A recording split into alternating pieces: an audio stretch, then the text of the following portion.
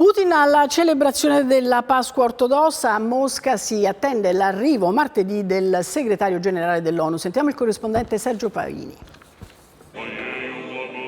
Non è mancato, tantomeno stavolta. Come ormai d'abitudine negli ultimi anni, Vladimir Putin ha preso parte alla veglia pasquale nella grande cattedrale del Cristo Salvatore, a Mosca.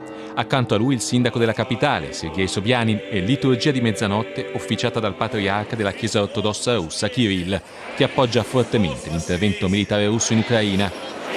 Durante un'altra celebrazione, Kirill aveva detto di sperare che il conflitto in Ucraina finisca presto, ma si è guardato bene dal condannarlo. E allora, nel messaggio per la Pasqua, il capo del Cremlino ha ringraziato espressamente il patriarca per il suo impegno in quella che definisce una proficua interazione con lo Stato.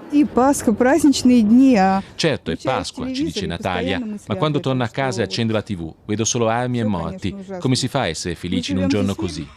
Russia sempre più isolata e sempre più esposta, non solo con i suoi soldati, ma anche vicino al confine.